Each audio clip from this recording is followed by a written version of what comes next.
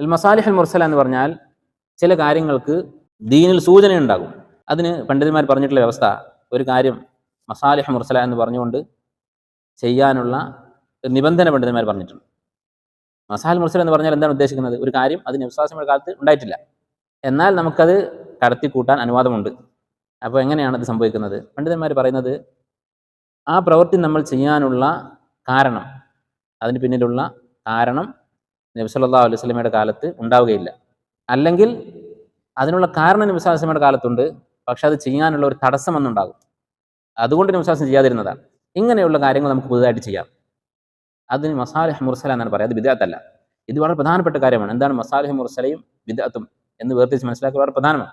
കാരണം പല ആളുകളും ഈ മസാലിഹ് മുർസല എന്ന് പറഞ്ഞുകൊണ്ട് ബിദ്അത്തുകൾ ചെയ്യുന്നത് കാണാം. വേറെ ചില ആളുകൾ മസാലിഹ് മുർസല ആയിട്ടുള്ള കാര്യങ്ങളെ ബിദ്അത്ത് എന്ന് പറഞ്ഞ് ആക്ഷേപിക്കുന്നത് കാണാം. രണ്ടും തെറ്റാണ്. മസാലിഹ് മുർസല എന്ന് പറഞ്ഞാൽ എന്താണ്? ഒന്നുകിൽ ആ കാര്യം ചെയ്യാൻ നബി സല്ലല്ലാഹു അലൈഹി വസല്ലമയുടെ കാലത്ത് ആവശ്യം ഉണ്ടാവുകയില്ല, പിന്നീട് ആവശ്യമുണ്ടായതാണ്. അല്ലെങ്കിൽ ആവശ്യമുണ്ട്, പക്ഷേ ഒരു തടസ്സം അന്നുണ്ടാകും നബി സല്ലല്ലാഹു അലൈഹി വസല്ലമയുടെ കാലത്ത്, അതുകൊണ്ട് ഒഴിവാക്കിയതാണ്. ഉദാഹരണങ്ങൾ പറയാം. ഈ രണ്ടിനുമുള്ള ഉദാഹരണം പറഞ്ഞാൽ വ്യക്തമാവും. നമുക്കറിയാം, വിശുദ്ധ ഖുർആൻ ഇന്ന് നമ്മൾ കാണുന്ന പോലെ ഒരു ഗ്രന്ഥരൂപത്തിൽ ക്രോഡീകരിച്ചത് സഹാബത്തിന്റെ കാലത്താണ്. നബി സല്ലല്ലാഹു അലൈഹി വസല്ലം ചെയ്തിട്ടില്ല.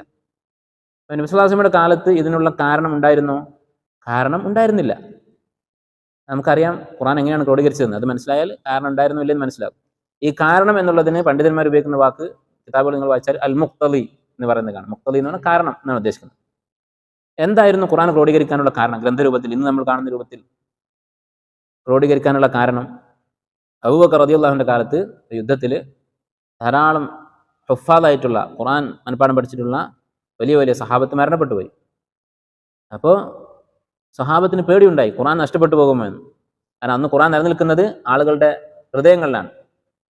ഇത് ഖുർആന്റെ പ്രത്യേകതയാണ്. ഇന്നും ഖുർആൻ നിലനിൽക്കുന്നത് അടിസ്ഥാനപരമായി ഗ്രന്ഥരൂപത്തിലല്ല, ഈ എഴുതപ്പെട്ട മുസ്ഹഫിന്റെ അടിസ്ഥാനത്തിലല്ല. ബൽ ഹുവ ആയാത്തുൻ ബയ്യിനാത്തുൻ ഫീ സുദൂരിൽ ലദീന ഊതുൽ ഇൽം. അത് ഖുർആന്റെ പ്രത്യേകതയാണ്. ഖുർആൻ നിലനിൽക്കുന്നത് തൗറാത്തും ഇഞ്ചീലും പോലെയല്ല. തൗറാത്തും ഇഞ്ചീലും അള്ളാഹു എഴുതിയ രൂപത്തിൽ ഇറക്കി കൊടുത്തതാണ്. അത് നിലനിന്നത് എഴുത്തിന്റെ അടിസ്ഥാനത്തിലാണ്. ഖുർആൻ നിലനിൽക്കുന്നത് ബൽ ഹുവ ആയാത്തുൻ ബയ്യിനാത്തുൻ ഫീ സുദൂരിൽ ലദീന ഊതുൽ ഇൽം. അഹ്ലുൽ ഇൽമിന്റെ, ഖുർആൻ മനപ്പാഠം പഠിച്ചിട്ടുള്ള, അത് ഗ്രഹിച്ചിട്ടുള്ള ആളുകളുടെ മനസ്സിലാണ് ഖുർആന്റെ നിലനിൽപ്പ്. അതാണ് അതിന്റെ അടിസ്ഥാനം. അത് ഖുർആൻ ഹിഫ്ള് ചെയ്യുന്ന ആളുകൾക്കൊരു ഫضل കൂടിയാണ്. അവർ ഈ വലിയ ഒരു ഷറഫിന്, ഈ വലിയൊരു സ്ഥാനത്തിന് അർഹരാണ്.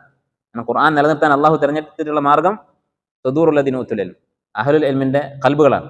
അതിൽ ഉൾപ്പെടാനുള്ള ഭാഗ്യം കിട്ടുന്നവരാണ് ഹാഫിദുകളായിട്ടുള്ള ആളുകൾ. അള്ളാഹു നമ്മെ അതിൽ ഉൾപ്പെടുത്തട്ടെ. അപ്പോൾ ഖുർആൻ നിലനിൽക്കുന്നത് ഹിഫ്ളിലൂടെയാണ്. പണ്ഡിതന്മാർ അല്ലെങ്കിൽ ഹുഫാദ്, ഖുർആൻ മനപ്പാഠമാക്കുന്ന ആളുകളുടെ അവരുടെ അടിസ്ഥാനത്തിലാണ്. അതിനെ പിന്തുണക്കുന്ന ഒരു സബബ് മാത്രമാണ് മുസ്ഹഫ് എന്ന് പറയുന്നത്. അപ്പോൾ അന്ന് അങ്ങനെയാണ് ഖുർആന്റെ അവസ്ഥ. എഴുതപ്പെട്ട രൂപത്തിൽ പൂർണ്ണമായി ഇന്ന് കാണുന്ന പോലെ മുസ്ഹഫില്ല. അപ്പോൾ ഈ ഹുഫാദുകൾ മരിച്ചു പോയാൽ എന്ത് സംഭവിക്കും? ഖുർആൻ നഷ്ടപ്പെട്ടു പോയേക്കുമോ എന്ന് ഭയമുണ്ടായി. അതിന്റെ അടിസ്ഥാനത്തിലാണ് ഖുർആൻ ക്രോഡീകരിച്ചത്. അപ്പോൾ ഈ മുഖ്തദി, ഈ കാരണം നബി സല്ലല്ലാഹു അലൈഹി വസല്ലമയുടെ കാലത്തുണ്ടായിരുന്നു? ഇല്ല. അന്ന് ഇങ്ങനെ ഹാഫിദായിട്ടുള്ള സഹാബത്ത് കൂട്ടത്തോടെ മരിക്കുന്ന ഒരു പ്രശ്നം ഉണ്ടായിട്ടില്ല.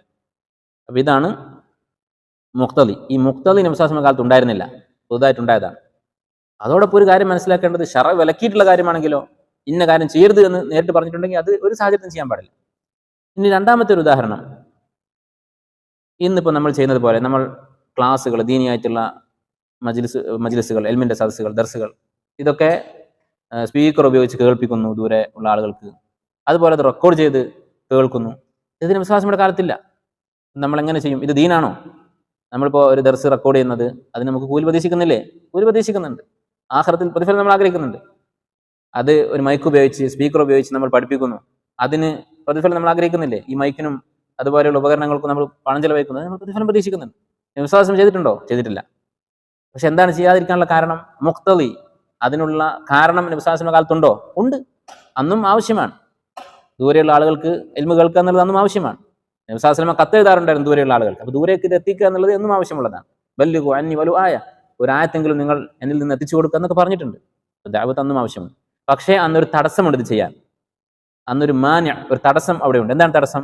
ഈ സാധനം കണ്ടുപിടിച്ചിട്ടില്ല, അതാണ് മാന്യം. അപ്പോൾ തടസ്സമുള്ളത് കൊണ്ടാണ് നബി സല്ലല്ലാഹു അലൈഹി വസല്ലം അത് ഒഴിവാക്കിയത്. അന്ന് ഇതുണ്ടായിരുന്നെങ്കിൽ നമുക്ക് ഉറപ്പാണ് നബി സല്ലല്ലാഹു അലൈഹി വസല്ലം ഉപയോഗിക്കുമായിരുന്നു. അത് നമുക്ക് ചെയ്യാം, അത്തരം കാര്യങ്ങൾ നമുക്ക് ചെയ്യാം.